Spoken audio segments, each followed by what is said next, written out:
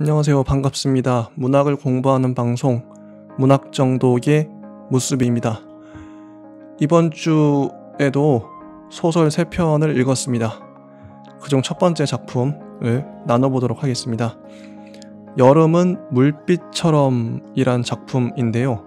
임선우 작가님의 작품입니다. 이번 주 읽었던 작품 중에 제일 좋았어요. 한번 보겠습니다. 제목 여름은 물빛처럼. 우울한 망고들을 사온 초저녁이었다. 이 첫 문장 너무 좋죠. 우울한 망고들을 사온 초저녁이었다. 그냥 망고들을 사왔다 그러면 그냥 그런 거보다 했을 텐데 우울한 망고들이라고 붙었어요. 이건 망고가 실제 우울하다기보다는 내 기분이 지금 우울하기 때문에 망고에 나의 우울함이 투사돼서 우울한 망고들로 보이는 거죠. 그래서 우울한 망고들을 사온 초저녁이었다. 나는 퇴근길에 횡단보도 신호가 바뀌길 기다리고 있었는데 신호는 지루할 정도로 바뀌지 않았고 눈앞에 과일 트럭이나 구경할까 하다가 트럭이 사과나 배나 대추가 아닌 망고를 팔고 있다는 사실을 깨달았다.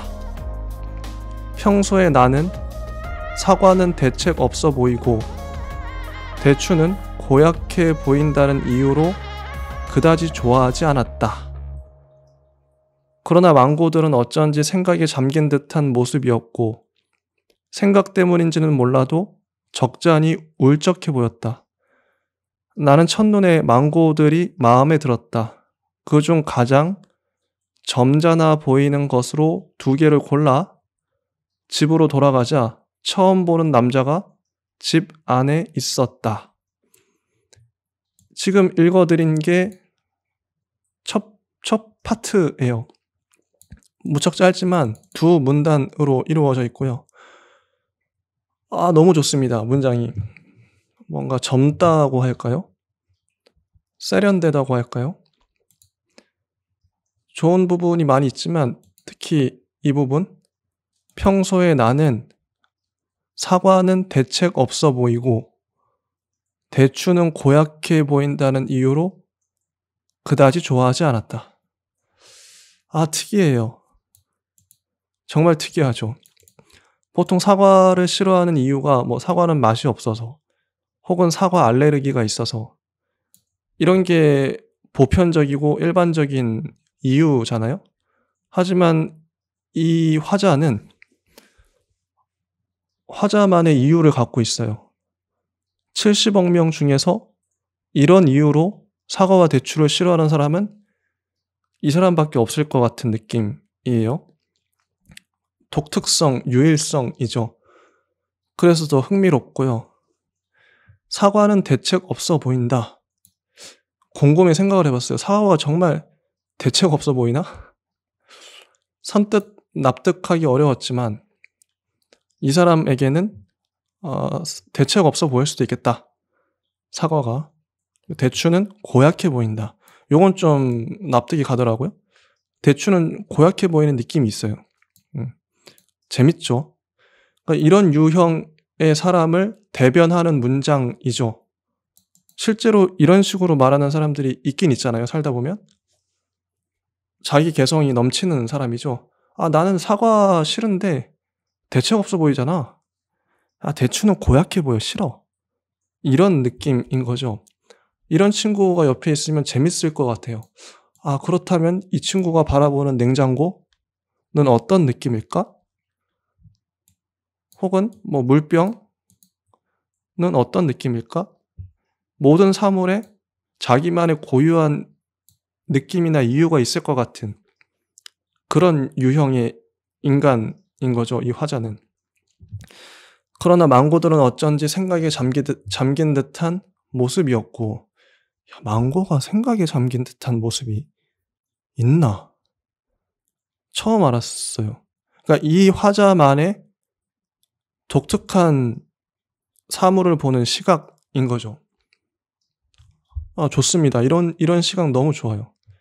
나는 망고들은 생각에 잠긴 것 같은 느낌이야. 그래서 좋아. 아무도 이렇게 말을 안 하는데 말이죠. 요런 이유 참 좋습니다. 생각 때문인지는 몰라도 적잖이 울적해 보였다. 나는 첫눈에 망고들이 마음에 들었다. 이런 이유로 마음에 들었다. 그중 가장 점잖아 보이는 것으로 2개를 골라 집으로 돌아가자. 가장 점잖아 보이는. 좋아요. 이런 센스. 곱씹게 되죠, 문장들을. 처음 보는 남자가 집안에 있었다. 이 화자는 여자로 보입니다. 여기까지 읽은 바로 보면. 그리고 2번째 파트로 훅 뛰어넘습니다. 19살 때 겪은 일 이후로 세상에는 무슨 일이든 일어날 수 있다고 생각했다. 19살 때 무슨 일을 겪었을까요? 도대체 어떤 안 좋은 일을 겪었길래 무슨 일이든 일어날 수 있다 생각을 할까요? 성폭행을 당했을 수도 있고, 혹은 부모님이 돌아가셨을 수도 있고, 아니면 학교폭력을 당했을 수도 있고요. 원룸의 침입자도 예상치 못했던 일은 아니었다. 그대로 현관문을 닫고 나와 경찰에 신고하려는 순간 남자가 소리쳤다. 도와줘. 나는 얼떨결에 남자를 바라보았다. 남자는 얼굴을 숨기려는지 뒤돌아서 있었다. 서스펜스가 발생을 하죠. 남자는 누구일까? 왜 도와달라 그럴까? 누구세요? 내가 묻자 남자는 여기 선영이 집이 아니냐고 되물었다. 선영이? 나는 잠깐 생각하다가 하고 소리를 냈다. 저 사람은 아마도 선영 언니의 남자친구일 것이다. 선영 언니는 내가 지금 살고 있는 원룸의 전세입자였다. 나는 이 집을 보러 왔던 날 그 자리에서 계약을 결심했고 언제부터 입주할 수 있는지 중개인에게 물었다. 보름은 지나야 한다는 말에 나는 보름씩이나요? 하고 되물었다. 내 질문 아닌 질문에 혹시 그동안 지낼 곳이 없냐고 물어봐준 사람은 중개인이 아니라 선영 언니였다. 그렇다고 대답하자 언니는 그럼 자신과 같이 지내지 않겠냐고 물었다. 처음 보는 사람과 같이, 그것도 원룸에서 지내는 게 괜찮을까 걱정했지만 기우였다. 서영 언니는 일하느라 바빠 집에 있을 시간이 없었다. 덕분에 나는 집을 혼자 쓰다시피 했다. 그래도 우리는 2번의 나른한 주말 오후와 몇 번의 밤을 함께 보냈다. 그중 어느 날 언니는 동거하던 남자친구가 군대에 가 있다고 말해주었다. 스치듯 했던 말이라서 잊고 있었다. 선영 언니 남자친구세요? 남자는 여전히 뒤돌아선 채로 그렇다고 대답했다. 언니는 한 달 전에 집 계약이 끝나서 나갔어요. 어쩐지 아무리 선영이 취향이 변했어도 이건 좀 아니다 싶었어요. 그 말을 듣자 나는 안 그래도 나빴던 기분이 더욱 상했고 남자에게 이만 나가달라고 부탁했다. 저도 정말 그러고 싶은데요. 하고 남자가 머뭇거리며 말했다. 몸이 움직이질 않아요. 여기까지가 첫 번째 파트입니다. 쭉쭉 읽히죠. 읽히고 이 선영 언니 집에 화자가 머물게 된 그 사연에 대해서 설명하고 있죠. 무난한 전개. 계속 가보겠습니다. 장난치지 말고 나가주세요. 처음에는 웃으면서 말했다. 제가 지금 정말 피곤하거든요. 나중에는 화도 내보았다. 그러다 결국 참지 못하고 남자의 손목을 움켜쥔 순간 나는 깜짝 놀랐다. 남자의 손목은 석고상처럼 딱딱했다. 뼈나 근육의 단단함과는 완전히 다른 차가운 거북이 등딱지를 만지는 듯한 느낌이었다. 뜻밖의 촉감에 나는 계속해서 손목을 만졌고 잠시 뒤에 남자는 정중하게 그만 만져달라고 했다. 하나만 확인해 주시겠어요? 지금 제 발이 어떤가요? 남자의 부탁에 아래를 보았다가 끔찍한 모습을 보게 되었다. 남자의 두 발에서는 생전 처음 보는 굵고 기다란 선들이 튀어나와 장판을 움켜쥐고 있었다. 119에 신고해 드릴게요. 바닥에 발이 박혀버린 것 같아요. 내가 휴대폰에 찍혀있던 112를 지우고 119를 누르며 말했다. 그러자 남자는 잠시만요 하고 나를 막았다. 저한테 무슨 일이 일어났는지 알 것 같습니다. 무슨 일인데요? 아무래도 제가 나무가 된 것 같습니다. 남자는 나를 바라보며 말했다. 나도 남자를 바라보았다. 우리는 서로를 바라보았다. 실은 제가 일주일 전에 군대에서 편지로 이별 통보를 받았거든요. 남자가 정적을 깨고 입을 열었다. 헤어졌는데 집 안으로 들어오신 거예요? 여기 원래 제 집이에요. 보증금도 반씩 냈어요. 나는 입을 다물었고 남자는 말을 이어갔다. 마지막으로 선영이를 보고 싶어서 선영이가 올 때까지 여기서 나가지 말자. 그러느니 아주 뿌리를 내리자 속으로 생각했는데 정말 뿌리가 나버렸어요. 여긴 이제 제 집이란 말이에요. 얘기를 듣던 중 내가 말했다. 그래서 저도 취소하고 싶은데 그게 잘 안 되네요. 남자가 말했다. 나는 남자의 발을 다시 내려다보았다. 그러고 보니 나무 뿌리와 모양이 비슷했다. 이걸 파내면 어떨까요? 나는 가장 가느다란 뿌리를 손으로 살짝 건드려 보았다. 아파요. 만지지 마세요. 남자가 소리쳤다. 고통은 잠깐일 거예요. 남일이라고 조금 함부로 말씀하시네요. 119도 못 부르면 그쪽 집으로 옮겨 심기라도 해야죠. 그러자 남자는 집이 없다고 했다. 어제 제대했고 반쪽짜리 보증금으로 구할 수 있는 집은 어디에도 없었다고. 그럼 어떻게 해요? 답답해진 내가 물었다. 선영이를 불러주시면 안 될까요? 선영이를 보면 움직일 수 있을 것 같아요. 울적한 망고들을 먹고 평화롭게 잠들 계획이었는데 어쩌다 보니 선영 언니에게 5번째 전화를 걸고 있었다. 언니는 전화를 받지 않았다. 어쩌면 내 번호를 지웠을 수도 있을 것이다. 내가 이번에도 말없이 전화를 끊자 남자가 초조한 얼굴로 말했다. 제가 잠시 생각해 보았습니다. 선영이랑 연락이 될 때까지만 당분간만이라도 여기서 지내면 안 될까요? 당연히 안 되죠. 내가 대답했다. 제발요, 저는 지금 창문을 보고 있어서 방 안은 보이지도 않아요. 남자가 말했다. 원룸에서 어떻게 같이 지내요? 나는 이불 위로 던져두었던 휴대폰을 다시 집어들었다. 이번에는 정말로 119에 신고할 생각이었다. 그러자 남자가 애원하기 시작했다. 부탁이에요. 저 좀 살려주세요. 순간 나는 조금 당황했는데 남자가 울고 있었기 때문이었다. 휴지로 눈물을 닦아주려 했지만 남자의 눈물은 일반적인 눈물과는 달리 송진처럼 끈적끈적했고 나는 따뜻한 물수건을 가져와 닦아주어야만 했다. 하필이면 나는 슬픔에 잠긴 사람들에게 약했다. 19살 때 일어났던 일은 내가 지구에서 유일하게 사랑하는 인간인 수진이 죽은 것이었다. 수진은 말수가 적었지만 어쩌다 한 번씩 내뱉는 말들은 전부 아름다웠다. 방 안에서 홀로 곱씹으면 조금씩 아파지던 아름다운 말들. 나는 수진의 섬세함과 위태로움, 낮은 음성을 사랑했고 나 자신보다도 수진을 사랑했지만 2년 전의 일이었다. 그것은 아주 오래전의 일 같다가도 눈을 감으면 바로 어제의 일처럼 느껴졌다. 누군가를 지키는 상황 같은 것은 만들고 싶지 않았지만 그렇지만 역시 세상에는 무슨 일이든 일어나기 마련이다. 나는 나무가 되어버린 남자를 바라보며 수진을 생각했다. 지속되고 축적되는 슬픔에 대해 생각했다. 아니 실은 아무것도 생각하지 않았다. 서 있는 게 힘들지는 않아요? 내가 물었다. 남자는 괜찮다고 했다. 배도 고프지 않고 화장실에 갈 필요도 없다고. 다만 갈증이 난다고 했다.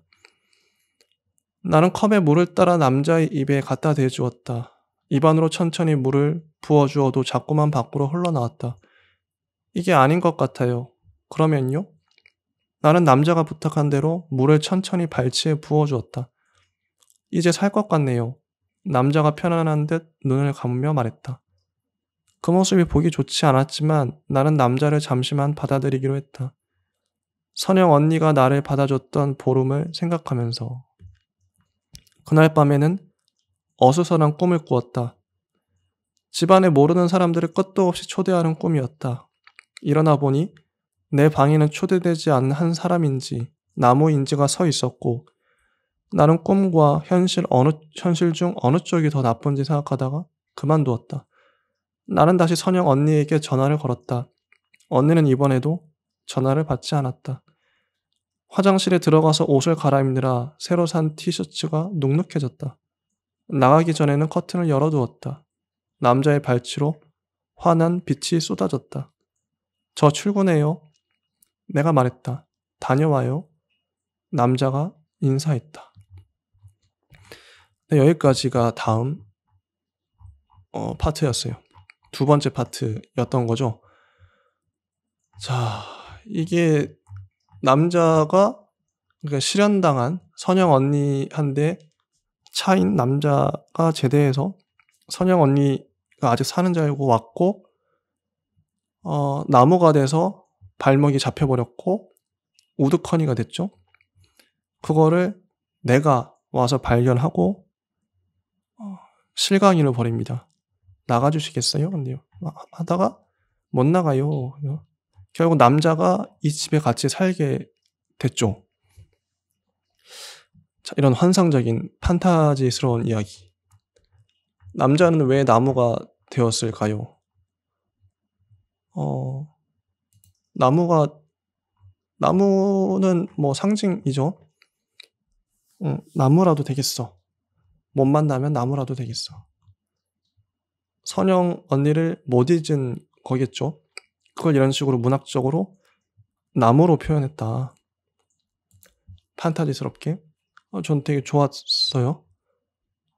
되게 좋았고 어떻게 보면 나무라는 상징성, 발이 묶여있는, 움직일 수 없는 그 상징성이 알레고리가 참 좋았다고 봐요. 남자가 발이 묶여버린 상황. 좋았고요. 근데 이게 나무로 표현 안 하고 그냥 남자가 뭐랄까 그냥 일반적으로 왔다 뭐 버티겠어 그렇게 되면 말이 안 되겠지만 그러면은 문학적 깊이랄까 상징성 이런 게 없어지겠죠. 참 좋았습니다. 자, 한번 중간중간에 빛나는 문장들이 또 있죠. 이 파트에서도 참 잘 쓰여진 문장들이 참 좋다고 생각을 해요. 나도 이렇게 쓰고 싶다. 대화가 많이 오고 가는데 대화도 자연스럽게 이어지고. 자, 한번 다음 파트를 보겠습니다. 출근한 곳은 지하에 있는 작은 독립영화관이다. 상영관은 하나, 좌석은 59석. 그마저도 만석이 된 적은 한 번도 없었다. 코로나 이후로는 관객이 더 줄어서 하루에 5편 상영하던 영화를 3편으로 줄였다. 코로나가 나오죠? 아마 이게 코로나 이후에 쓰여진 소설 같아요. 최근에 쓰여진 거죠. 시대를 반영했습니다. 3편의 영화가 흘러가는 동안 나는 매표소 겸 매점 겸 안내데스크인 작은 책상에 앉아있다. 지하극장은 어둡고 사시사철 서늘하다. 두꺼운 문 너머로 들려오는 영화 소리, 부유하는 먼지, 싸구려 방향제 냄새가 나는 좋다. 그리고 은색 철제 벤치들. 내 자리에 앉으면 보이는 것은 길게 이어 붙여진 벤치들이다. 그곳에서 관객들은 영화 시간을 기다리며 앉아 있었고 그 모습을 보고 있으면 횃대에 앉은 비둘기들이 떠올랐다. 그들은 일렬로 앉아서 지하 극장의 서늘함에 몸을 웅크리거나 졸거나 조용한 목소리로 웅얼거리다가 때가 되면 상영관 안으로 날아갔다. 잠시 뒤면 새로운 무리가 횃대로 날아들었다. 좋은 비유 눈치챘겠지만 나는 이곳에서 하는 일이 별로 없다. 그래서 사람들을 비둘기라고 생각하는 것 외에도 많은 것을 생각했다.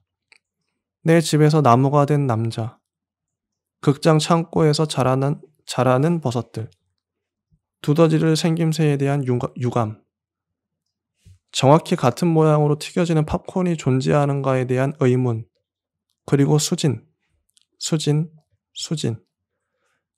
생각하는 일은 슬프거나 아프지 않았다.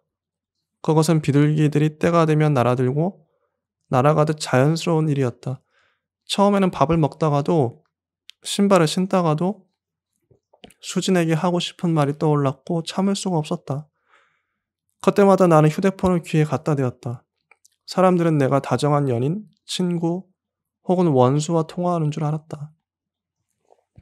전화가 울렸다. 선영 언니였다. 무슨 일이야? 부재중 전화가 엄청 많이 찍혀 있던데? 나는 집에 언니의 전 남자친구가 와 있다고 말했다. 언니를 보기 전까지는 움직일 수 없다고 해서요. 그럼 움직이지 말라고 해. 그게 아니라 하고 나는 망설이다가 말했다. 정말 나무가 되어버렸어요. 그래도 나는 못 가. 선영 언니가 말했다. 지금 절에 들어와 있거든. 절이요? 응, 교육을 받고 있어. 전화를 끊고 나서는 선영 언니에게서 문자가 한 통 왔다. 진짜 나무가 되었다면 배워버려. 나는 언니가 받고 있다는 교육이 무엇인지 궁금해졌다. 유머러스하죠? 수진에 대한 얘기도 나오고, 그리고 화자가 일하고 있는 영화관에 대해서도 나옵니다. 이 구조로 잠깐 보면 첫 번째 그 파트에서는 우울한 망고들을 사오죠. 이게 왜 첫 번째에 와야 했을까?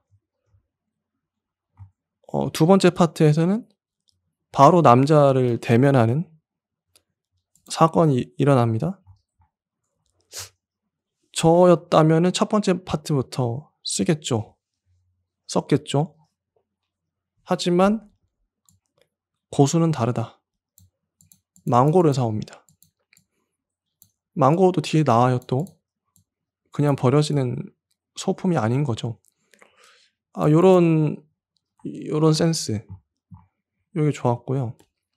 망고 사오고 남자 마주치고 출근합니다. 직장을 보여주는 거죠. 직장의 풍경. 수진을 중간중간 회상하고 선영 언니 전화 오고 그 다음에 퇴근하고 돌아오자 남자는 여전히 내 방에 차렷 자세로 있었다. 이 이야기가 앞으로 어떻게 될까요?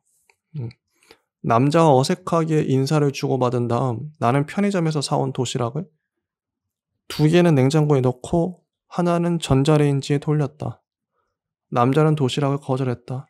나무가 된 이후로 배고픔을 전혀 느끼지 못한다고 했다. 선영 언니랑 연락이 됐어요. 도시락이 데워지는 동안 내가 말했다. 절을 보러 온대요? 아니요. 지금 절에 들어가서 못 나온대요. 선영이가 스님이 되었다는 말인가요? 그건 아닐걸요? 내가 선영 언니의 문자를 떠올리며 말했다. 제가 나무가 된 건 얘기했어요? 네, 그런데도 안 온대요. 그런데도 안 온대요? 네. 도시락이 데워졌다. 나는 남자 옆에 소반을 펴고 앉아 밥을 먹기 시작했다.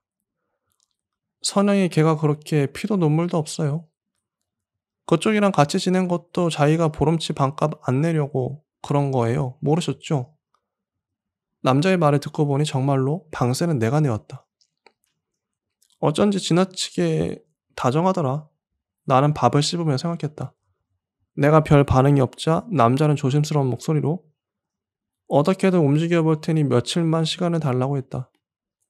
오늘 하루 동안 어떻게 하면 움직일 수 있을지도 생각해 보았다는 것이다. 해결책을 찾았어요? 내가 물었다. 선영이를 잊으면 움직일 수 있을 것 같아요. 남자가 대답했다. 그게 다예요? 네. 나는 묵묵히 밥을 먹었고 다 먹었을 때는 잊고 있던 망고들이 떠올랐다. 나는 검은 비닐봉지에서 망고를 하나 꺼냈다. 그게 뭐예요? 남자가 곁눈질로 보더니 물었다. 망고요. 남자가 망고에 관심을 보여서 나는 남자가 볼 수 있도록 서서 망고를 잘랐다. 후숙되어 어제보다도 울적해 보이는 망고를 반으로 가르자 씨앗이 나왔다. 그런데 씨앗은 무엇인가 잘못되었다는 인상을 줄 정도로 지나치게 커다랬고 나는 비로소 망고의 울적한 모습을 이해할 수 있었다. 이렇게 괴상한 씨앗을 품고 있으면 아무래도 침울해질 수밖에 없을 것이다. 어쨌거나 망고 과육은 아주 달았고 먹으면서 다시 생각해보니 이 방이 우울한 망고들로 가득 채워져도 좋을 것 같다는 생각이 들었다.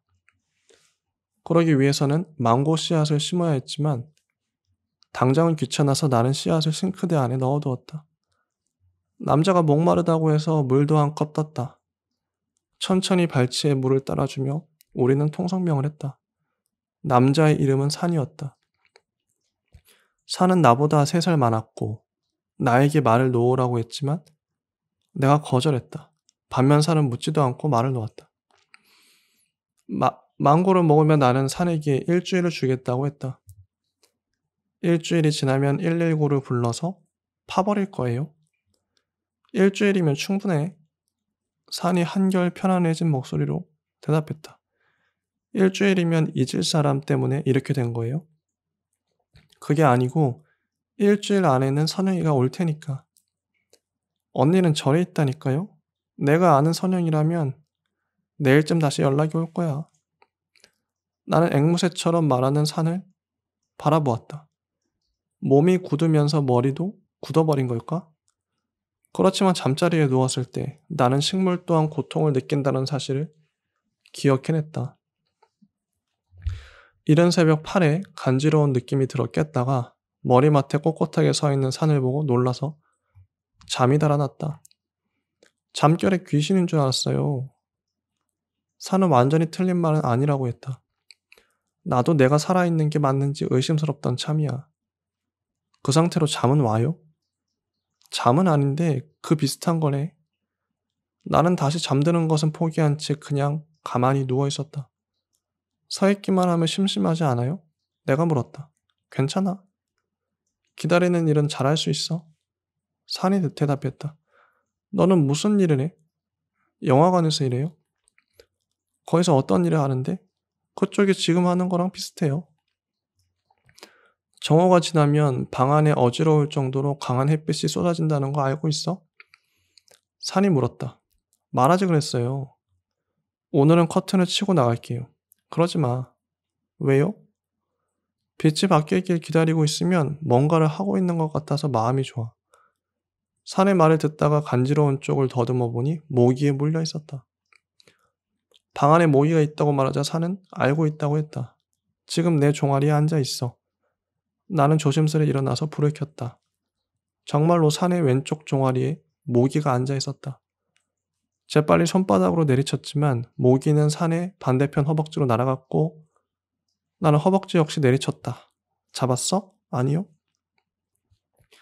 그래도 종아리를 얻어맞으니까 정신이 차려진다. 그래요?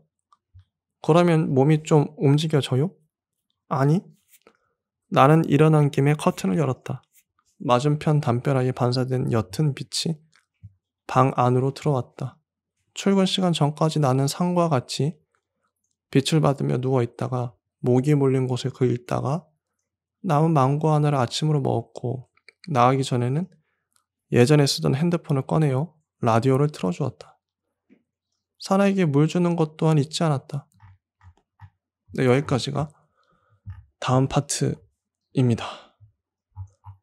출근을 했고 퇴근하고 오자 산이 차렷 자세로 있죠. 도시락을 돌려 먹으러 가져오고 도시락이 데워지는 동안 보러 온다고 하니까 아니다. 며칠만 시간을 달라. 내가 어떻게든 움직여 보겠다. 남자가 망고에 관심을 보여서 망고를 자르기도 하고 망고를 먹죠. 뭐 일주일 얘기하고 그 다음에 자다가 일어나서 모기를 잡는 모기는 끝내 잡지 못하고 뭐 이런 얘기들이 나옵니다. 자, 다음 파트를 읽어볼게요. 긴 영화가 상영되는 동안에는 몰래 짧은 산책을 다녀오기도 한다.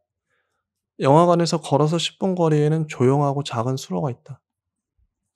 수로는 얕고 좁아서 겨울에는 자주 얼었고 건조할 때는 자주 말라붙었다. 그러나 여름은 물이 많아지는 계절, 한 계절만큼은 물이 내내 반짝이며 흘러간다. 자, 이게요. 컨셉은 분명하잖아요. 이 소설을 쓴 컨셉은 헤어진 연인을 그리워하는 남자가 방에서 나무가 되어버린 거죠. 이게 컨셉이죠. 근데 그 이야기만 쓰기에는 이야기가 단조로워질 수가 있고 지루해질 수 있기 때문에 새로운 축을 하나 더 넣었는데, 그러니까 이 주인공과 나무가 된 남자가 있는 주인공의 집, 원룸, 이 한 공간, 사건이 벌어지는 하나의 공간이고, 여기 한 라인이 쭉 가고, 또 한 라인은 이 주인공이 일하는 지하실 영화관입니다. 왔다 갔다 하면서 서술이 되죠. 그러니까 단조로움을 피할 수 있는 거죠. 투트랙으로 가니까요. 이런 거 좋습니다. 그리고 영화가 상영되는 동안 몰래 짧은 산책을 다녀오는데 수로를 찾아가죠. 이 임선우 작가님의 이 소설 제목도 여름은 물빛처럼, 이 수로를 뜻하는 것 같아요. 계속 읽어보겠습니다. 나는 몸을 기울여 물을 바라보기도 하고 수진이 선물해준 mp3로 노래를 듣기도 한다.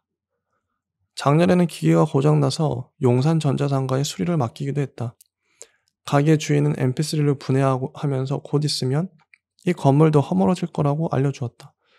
나는 흐르는 물줄기를 바라보았다. 지금은 물빛이 예쁘다는 것 외에는 아무것도 생각하고 싶지 않은데도 수진, 미안하지만 지금 나오는 이 노래는 내 취향이 아니야. 중얼거리게 된다. 그리고 수진, 나는 이제 슬픔이 자꾸만 사람들을 우스꽝스럽게 만든다는 걸 알아. 한때는 수진이 주방 가위로 머리를 자르고 나타났던 이유를, 5시간 넘게 산책하던 이유를, 제일 아끼던 mp3를 나에게 선물했던 이유를 알지 못했다. 영화관으로 돌아가는 길에는 편의점에 들러 아이스크림을 사 먹었다. 편의점 앞에는 파란색 줄무늬 파라솔 2개가 펼쳐져 있었다. 그중 한 테이블에는 초등학생으로 보이는 아이 2명이 앉아서 무언가를 집중해서 바라보고 있었다. 가까이 가보니 애벌레가 테이블 위에서 똥을 싸고 있었다. 애벌레는 똥을 싸다가 잠시 기다가 다시 똥을 싸길 반복했다. 그래서 테이블 위로는 벌레의 똥이 모스부호처럼 남게 되었다. 어쩌면 저 애벌레는 똥으로 인간에게 말을 걸지도 몰랐다. 안타깝게도 나는 모스부호를 해독할 줄 몰랐고 아이들에게 물어봤지만 아이들 또한 몰랐다. 벌레는 허무해졌는지 똥 싸는 것을 멈췄다. 그와 동시에 우리들은 흥미를 잃었고 서로에게 인사도 없이 각자 갈 길을 갔다. 갑자기 벌레가 왜 나왔을까요? 똥 싸는 벌레. 모스부호처럼 생긴 똥을 싸는 벌레. 참 어렵습니다. 소설은 참 어려워요. 무슨 상징, 이게 다 의미하는 바가 있겠죠? 근데 미처 발견을 못했네요. 재밌는 일화이긴 하지만, 땡땡이를 치고 돌아가는 길에는 늘 나쁜 일들을 상상한다. 그 사이 누군가 카운터도어를 훔쳐갔거나 영화관이 난장판이 되어 있다거나 가물에 콩나듯 얼굴을 비치는 극장 주인이 나를 기다리고 있다거나 하는 식의 일들. 그러나 영화관은 언제나 그랬듯이 무사했고 나는 실망하며 자리에 앉았다. 잠깐 나갔다 왔는데도 이마에 땀이 흘렀다. 손등으로 땀을 훔쳐내며 나는 선영 언니에게 산을 베어내지 못했으니 보러 와달라고 문자 메시지를 보냈다. 자, 누구세요? 현관문을 열자 산이 물었다. 여긴 제 집입니다. 내가 대답했다. 선영이는? 없어요. 그 순간 라디오 DJ가 박장대소를 하는 바람에 나는 신발을 벗자마자 라디오부터 꺼야 했다. 라디오가 시끄럽진 않았어요? 말도 마. 네가 나간 지 1시간 만에 후회했어. 그러면서도 산은 자신이 들었던 라디오 사연들을 줄줄이 말해주었다. 나는 편의점 도시락을 먹는 내내 얼굴도 모르는 사람들의 이야기를 들어야 했다. 어떤 사람은 아파트 계단에 앉아서 술 마시는 게 취미래. 어떤 사람은 청양고추를 가방에 넣고 다닌대. 어떤 사람은 화장실에서 프로포즈를 받았대. 어떤 사람은. 사람들은 자기 얘기를 하고 싶어 하는구나. 나는 아직 그런 마음이 어떤 것인지 잘 모르겠다. 수진이 떠났을 때는 아무와도 얘기하고 싶지 않았다. 한여름에도 이불을 덮고 누워 있었다. 마음속에서 자꾸만 펄펄 눈이 내렸다. 모든 것이 얼어붙고 덮일 때까지 계속해서. 어떤 기후는 그치기까지 몇 개의 계절이 걸리기도 한다. 내 말 듣고 있어? 산이 물었다. 나는 말없이 산의 얼굴을 바라봤다. 왜 항상 편의점 도시락만 먹냐니까? 편하니까요. 맛도 있고. 그러자 산은 매일 요리하는 즐거움에 빠진 사람의 이야기를 또 들려주었다. 그러는 사이 나는 허벅지를 모기에 물렸고 이번에도 역시 잡지 못했다. 찬물로 씻고 나왔을 때 산은 에어컨을 꺼줄 수 있는지 물었다. 내가 더울까봐 오랫동안 참았던 말이라고 했다. 다시 보니 산은 하필 에어컨 바람을 온몸으로 맞는 자리에 서 있었다. 너무 미안해하지 않아도 돼요. 선풍기 바람으로 머리를 말리면서 내가 말했다. 정말로 나를 여기서 지내게 해줄 줄은 몰랐어. 산이 말했다. 그러게요 하고 나는 속으로 대답했다. 20살이 되자마자 집을 떠난 것도, 지하 영화관에서 일하는 것도, 수로를 찾아가는 것도, 인간 나무를 집안에 두는 것도 전부 내가 한 선택 같지가 않았다. 가끔은 불안이 나를 대신해서 인생을 살아주는 것만 같다. 나는 머리를 넘겨 빗으면서 너무 하지는 마세요. 6일 지나면 정말로 파낼 거예요. 라고 말했다. 그러나 잠시 뒤에는 산이 너무 미안해하고 너무 고마워해야겠다는 생각이 들었다. 에어컨 없는 원룸은 작은 찜통이나 다름없었다. 나는 선풍기를 중풍해서 강풍으로 바꾸려다가 실수로 옆에 있던 산의 뿌리를 건드렸다. 미안하다고 사과한 다음 산의 뿌리를 들여다보았다. 기분 탓인지 어제보다 더 자란 것 같았다. 뿌리, 자란다, 생장점. 속으로 중얼거리다 보니 싱크대 속에 넣어두었던 망고 씨앗들이 생각났다. 나는 곧장 빌라 앞 화단으로 나가서 반찬통 안에 흙을 담아왔다. 집으로 돌아와 망고 씨앗을 심자 산은 무럭무럭 자라라 하고 덕담해 주었다. 그런데 정말 산의 뿌리도 자라고 있을까? 불을 끄고 누웠을 때 나는 문득 걱정이 되었다. 그러면 어떻게 되는 걸까? 나중에는 빌라 지하실도? 아니 빌라 전체가 산의 뿌리로 뒤덮일지도 몰랐다. 산이 빌라 그 자체가 되어버린다면 나는 월세를 내지 않고도 이곳에서 살 수 있을 것이다. 그런 생각을 하다가 잠이 들었다. 네, 이게 이제 다음 파트예요. 많이 중간중간 나눠져 있긴 하지만. 자, 참 재밌죠. 두 사람이 이제 산은 이제 라디오를 듣고 거기 나온 사연들, 다양한 사람들의 사연을 얘기를 해줍니다. 그죠? 그 다음에 이어서 하면 눈을 떴을 때는 방 안에서 생소한 향이 나고 있었다. 가만 생각해보니 어디선가 맡아본 향이었다. 어디서 산 냄새가 나요? 내가 말했다. 나한테서 냄새나? 산이 물었다. 아니 그쪽 말고 진짜 산이요. 나는 어젯밤 망고 씨앗을 심은 통이의 냄새를 맡아보았다. 흙냄새가 나긴 했지만 방 안에 은은하게 펴진 냄새와는 달랐다. 혹시 나 아니야? 산이 물었다. 산에게 가까이 다가가 냄새를 맡아보자 정말로 산에게서 푸릇푸릇한 냄새가 나고 있었다. 진짜 나무라 흙 냄새가 나요. 산의 얼굴을 보고 말하려는데 지난밤 울었는지 산의 얼굴에 끈적끈적한 눈물 자국이 남아 있었다. 나는 물수건을 가져와 얼굴을 닦아주었다. 출근은 안 해? 민망했는지 산이 물었다. 오늘은 쉬는 날이에요. 일주일에 한 번 쉬거든요. 내가 대답했다. 우리는 커튼을 열고 바깥을 내다보았다. 집이 1층이라서 맞은편에 세워진 흰 담벼락 외에는 아무것도 보이지 않았다. 사생활 보호를 위해 세운 벽이라고 했는데 벽에다가 몰래 쓰레기를 버리고 노상 방뇨를 하는 사람들이 자꾸만 나타나서 사생활을 침해했다. 선영 언니가 집주인에게 불만을 말하자 그는 담벼락에 거울을 하나 매달아 주었다.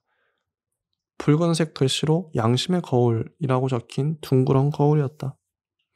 저딴 게 도움이 될 리가 없잖아. 선영 언니는 짜증난다는 듯이 말했었다. 실제로 거울은 별 도움이 되지 않았다. 산도 선영 언니에게 거울 얘기를 들은 적이 있을까? 궁금했지만 묻지 않았다. 선영 언니에게서는 아직도 답장이 없었다. 고민하다가 문자를 한 통 더 보냈다. 집에 언니가 놓고 가신 청바지도 있어요. 그 순간 산이 저기 하고 말을 걸었다. 나도 라디오에 사연을 보내볼까? 사은품으로 전기밥솥도 주더라. 그렇다면 네가 집에서 밥을 해먹을 수도 있잖아. 밥솥이 생긴다고 밥을 해먹지는 않겠지만 나는 그러면 좋겠다고 대답해 주었다. 어떤 사연을 보내려고요? 나무가 된 거. 산이 진지한 얼굴로 말해서 나도 그냥 알겠다고 대답했다. 산이 사연을 말하면 내가 휴대폰으로 받아 적어 라디오 사연 코너에 올리기로 했다. 산은 진심을 담아 자신이 나무가 된 사연을 말했다. 실현당하고 발에서 뿌리가 자란 이야기. 밥 먹는 대신 광합성을 한다는 이야기. 밤에는 꿈을 꾸는 대신 생각이 아주 느리게 흘러간다는 이야기. 그 중에는 나도 처음 듣는 이야기도 있었다. 마지막에 산은 몸을 움직일 수 있게 되어도 언니를 찾아가지 않을 것이라고 했다. 잠시 뒤에 산이 말했다. 아니야, 그건 지워줘. 잠시 뒤에 산이 또다시 말했다. 아니야, 그냥 써줘. 갈등하고 있죠. 사연을 다 쓰고 난 다음에는 진이 빠져 아이스 커피를 타 마셨다. 산에게도 부어주고 어제 심은 망고나무에도 주었다. 셋이서 커피를 나눠 마시자 방 안이 커피 향으로 가득 찼다. 읽다가 넘어가 버렸어. 자, 선영이도 라디오 들었으면 좋겠다. 산이 말했다. 절에서도 라디오를 들을까요? 내가 물었다. 불교 방송에 보내야 하나? 불교 방송에서 연애 사연도 받아줘요? 고민 끝에 우리는 산이 좋아하는 가수가 진행하는 오후 라디오에 사연을 보냈다. 사연이 뽑히게 되면 DJ가 사연에 어울리는 노래도 추천해준다고 했다. 그날 저녁 도시락과 아이스크림을 사러 간 편의점에서 처음으로 서비스를 받았다. 새로 나온 게살 크로켓이라고 했다. 폐기이긴 한데 30분밖에 안 지났어요. 단골이니 드릴게요. 눈썹 피어싱을 한 알바생이 말했다. 나는 고맙지만 괜찮다고 했다. 게 알레르기가 있어서요. 게살볶음밥은 드셨잖아요. 그건 게살 맛이 나는 어묵이라서 괜찮아요. 마찬가지 아닐까요? 편의점 빵이 진짜 게살을 넣었을 리 없잖아요. 게살이 맞았다. 알바생 말이 일리 있다고 생각한 나는 집으로 가는 길에 크로켓을 한 입 먹었고 삼키는 순간 목구멍이 간지러웠다. 입가도 붉게 부풀어 올랐다. 나는 걸음을 재촉해서 집으로 돌아갔다. 어디서 맞고 다니니? 그런 거 아니거든요. 나는 약통을 뒤져서 알레르기 약을 찾아냈다. 내가 움직이게 된다면 복수해줄게. 산이 말했다. 월세나 내세요. 내가 대답했다. 목소리도 염소 같은데? 그냥 아무 말도 마세요. 사온 음식들은 냉장고에 그대로 넣어둔 채 약을 먹고 자리에 누웠다. 선풍기 바람을 맞으니 부었던 얼굴이 천천히 가라앉았다. 별명은 선영이가 잘 지었지. 산이 말했다. 사귀기 전에 선영이가 나한테 지어줬던 별명이 오이였어. 왜요? 선영이는 내가 싫었는데 내가 어딜 가도 끼어 있었다는 거야. 꽈방에도 동아리에도 술자리에도 짜장면이나 김밥처럼 좋아하는 음식에 자꾸만 오이가 들어있는 것처럼 그래도 나랑 친해진 다음에는 오이라고 했던 걸 취소해줬어. 나는 태어나서 그렇게 슬픈 별명은 처음 들어보았다. 선영 언니가 나에게 지어줬던 별명은 간첩이었다. 수진의 mp3로만 노래를 듣던 때라 나는 언니가 들려주는 최근 노래들을 하나도 알지 못했다. 혹시 간첩이야? 선영 언니는 몇 번이나 그렇게 물었다. 그 뒤로 선영 언니는 나를 간첩이라고 불렀다. 나는 그 별명이 마음에 들었다. 이곳 넘어 내가 속한 다른 세계가 있을 거라는 생각을 하면 기분이 좋았다. 간첩처럼 살아보자고 다짐도 했었다. 문제는 넘길 만한 정보들이 없었다. 내가 아는 것은 사람은 편의점 음식만 먹고도 살 수 있다는 것. 작은 수로는 여름마다 물이 반짝이며 흐른다는 것. 빈 전화기에 대고 말하면 가끔은 대답이 들려온다는 것. 그런 것을 궁금해하는 사람이 있을까? 아무리 생각해도 없을 것 같아서 나는 간첩을 그만두었고 새로운 별명이 생기기도 전에 선영 언니는 이사를 나왔다. 잠이 막 들려고 할 때 산이 조용한 목소리로 말했다. 선영이는 오지 않을 건가 봐. 나는 무슨 말이라도 해주려다가 까무룩 잠이 들어버렸다. 다음날 아침에 보니 알레르기는 흔적도 없이 가라앉아 있었다. 그냥 그저 읽기만 해도 좋네요. 읽기만 해도 좋고요. 계속 보겠습니다. 오늘의 두 번째 영화 패왕별이 디 오리지널이 상영 중일 때 나는 지난밤 비가 와서 물이 불어난 수로 앞에 서 있었다. 지금쯤 장국영은 어떤 표정을 짓고 있을지 생각하다가 문득 오늘로써 산이 내 집에서 지낸 지 일주일이 되었다는 사실을 깨달았다. 편의점 도시락을 먹고 산과 망고에게 물을 주고 가끔 엉망이 되는 산의 얼굴을 닦아주다 보니 시간이 금세 지나갔다. 산은 요즘도 울 때마다 푸르른 냄새가 났다. 울음과 푸르른 냄새는 어떤 연관성을 가지는 걸까? 생각해봤지만 알 수 없었다. 물이 불어난 수로에서는 콱콱콱콱 하는 소리가 났다. 그 소리를 들으며 계속해서 산을 생각했다. 일주일이 지나도 선영 언니에게서는 아무런 연락이 없었다. 라디오 사연도 채택되지 않았다. 산은 혹시나 하는 마음에 매일 방송을 챙겨들었다. 그럴수록 산은 혼잣말만 늘어났다. 왜 안 뽑히는 걸까? 묻다가도 잘 됐어. 선영이가 그걸 들어서 좋을 게 뭐가 있겠어? 하는 식이었다. 생각난 김에 선영 언니에게 전화를 걸어보았다. 지금 거신 번호는 없는 번호라는 안내가 흘러나왔다. 나는 전화를 그대로 귀에 갖다 댄 채 물었다. 수진아 어쩌지? 이번에는 수진 또한 대답하지 못했다. 세 번째 영화가 끝날 때까지 산에게 어떻게 말할지 정하지 못했다.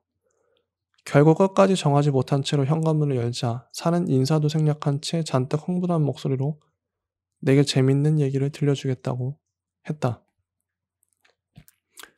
조금 전에 어떤 아저씨가 담벼락에 오줌을 쌌어. 나는 하나도 재미있지 않다고 했다.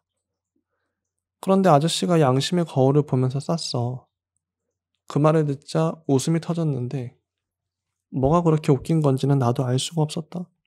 산도 웃었는데 그렇게 같이 웃게 되자 오늘은 나가라는 얘기를 꺼낼 수 없겠다는 생각이 들었다. 나는 조금만 나중에 얘기하기로 마음먹었다. 제 친구 중에는 오줌 누면서 콧노래 부르는 애가 있었어요. 내가 말했다. 같이 화장실에 갈 때마다 콧노래를 들었는데 나중에는 그 콧노래를 들어야만 저도 오줌이 나오더라고요. 그러자 산이 놀란 목소리로 물었다. 친구랑 화장실에 가? 같이 가? 학교 다닐 때는 종종 같이 가잖아요. 나는 몰랐어. 친구가 많지 않았거든. 그 말을 듣자 나는 산의 별명이 오이였다는 게 생각나서 조금 미안해졌다. 산은 일주일이 지났다는 사실을 알고 있을까? 내심 궁금했던 마음은 그날 새벽에 풀렸다. 불을 끄고도 한참이 더 지나서 산이 조용한 목소리로 내게 고맙다고 말했기 때문이었다. 두 사람이 점점 친해지죠. 친해집니다. 그 다음 거의 다 왔네요. 제가 이번 주에 몸이 좀 컨디션이 안 좋아서 대부분 읽고 있습니다. 피곤하네요. 근데 한번 봐야죠. 과일 트럭은 참외를 팔기 시작했고 영화관에는 여름방학 특선 애니메이션이 상영되었다. 본격적인 무더위가 시작되었다는 뜻이었다. 영화관을 찾아오는 아이들은 비둘기가 아니라 날다람쥐들 같았다. 간만에 외출에 들떴는지 얼굴에 마스크를 쓰고도 좁은 공간에 휘젓고 다녔다. 나는 그 아이들을 한 명씩 붙잡아 체온을 잰 다음 상영관 안으로 들여보내주었다. 오늘은 사내기에 찬물을 2컵 따라주었다. 에어컨도 상과 합의해서 조금씩 틀었다. 상과는 이제 열흘 넘게 같이 지내는 중이었다. 사내에게 고맙다는 말을 듣자 내쫓기가 애매해진 데다가 최근 들어 부쩍 말수가 줄어든 산이 걱정되었기 때문이었다. 일주일이 지난 다음 날부터 산은 조용히 눈을 감고 있는 시간이 길어졌다. 여전히 사연을 보낸 라디오 프로그램은 듣고 있지만 그 밖의 시간에는 가만히 침묵을 견뎠다. 눈 감은 산을 바라보고 있으면 이렇게 영영 입을 닫고 나무가 되어버리면 어떡하나 걱정이 들 정도였다. 산은 심지어 모기에게 물리지도 않았다. 내가 집안에서 주기적으로 물어뜯기는 동안에도 산은 멀쩡했다. 이 뒤에 내용도 있지만 모기가 나오고 그 다음에 이제 거울 얘기도 나옵니다. 쭉쭉 넘어가서 라디오도 당첨이 됐지만 너무 짧게 나왔어요. 쭉쭉 넘어가서 이런 내용들이 나오고 잘 쓴 소설이라고 생각을 해요. 다 읽어드리고 싶지만 너무 길고 힘들다. 네, 그렇습니다. 그리고 산이가 언젠가 떠났어요. 퇴근하고 돌아왔을 때는 한동안 집 안으로 들어가지 못하고 신발장에 서 있었다. 방이 평소보다 훨씬 넓어 보였다. 나는 천천히 신발을 벗은 다음 산이 서 있던 자리로 가보았다. 산이 해냈구나. 뜯기고 놀란 장판을 보자 오늘 봤던 영화가 떠올랐다. 이게 떠났습니다. 산이는 떠났고 여자애가 창밖에 서 있어요. 교복을 입은 여자애가. 여자애는 담벼락 앞에서 담배를 피우고 있었다. 나와 눈이 마주치자 여자애는 나에게 뭐라고 말을 했지만 창문이 닫혀 있어서 들리지 않았다. 나는 창문을 열었다. 여기 있던 아저씨 어디 갔어요? 여자애가 물었다. 아저씨가 여기서 피워도 된다고 했는데 나는 여자애에게 여기서 피워도 된다고 말해주었다. 그 아저씨 이제 움직여요? 자기가 나무가 됐다고 하던데? 나는 나무 상태의 산을 알고 있는 사람이 나 말고도 있었다는 사실에 놀랐다. 산은 여자의 얘기를 한 적이 없었다. 이제는 나무가 아닌가 봐. 내가 대답했다. 그 아저씨 재밌었는데 아쉽다. 맞아, 재밌었어. 또 온대요? 응. 거짓말이 아니었다. 산이 남긴 쪽지에는 장판을 고치러 돌아오겠다고 쓰여 있었다. 그런데 언니는 왜 그렇게 굳어 있어요? 이번에는 언니가 나무예요? 여자애가 물었다. 아니, 지압 슬리퍼를 신고 있어. 여자애는 고개를 끄덕인 다음 다시 담배를 피웠다. 아이는 마스크를 벗은 맨 얼굴이었고 담배를 깊게 빨아들이는 모습이 내가 알던 사람과 똑같아서 눈을 뗄 수가 없었다. 나는 아이를 바라보면서 아이스크림을 먹었다. 아주 잠깐 시간이 물빛처럼 반짝이며 흘러가는 듯한 기분이 들었다. 거울은 또 어디 갔어요? 담배를 다 피운 여자애가 주위를 두리번거리며 물었다. 내가 훔쳤어. 나는 지압 슬리퍼를 벗은 다음 거울을 창가로 들고 왔다. 언니도 정상은 아니네. 여자애는 거울을 보며 긴 머리를 매만졌다. 머리 정돈이 끝난 다음 여자애는 내게 인사했다. 다음에 또 봐요. 이렇게 끝납니다. 그러니까 산이라는 남자애는 나무였다가 나무 상태가 풀린 게 이 여자의 덕분인 것 같아요. 선영 언니를 닮은 여자애이죠. 근데 이 여자애가 전부였을까요? 같이 지낸 화자의 역할은 글쎄요, 이 소설은 참 묘한 여운을 주는 소설입니다. 아직 다 제대로 해석이 잘 안 돼요. 어려워서. 여기까지 해보고요. 다음 시간에 또 뵙도록 하겠습니다. 예, 감사합니다.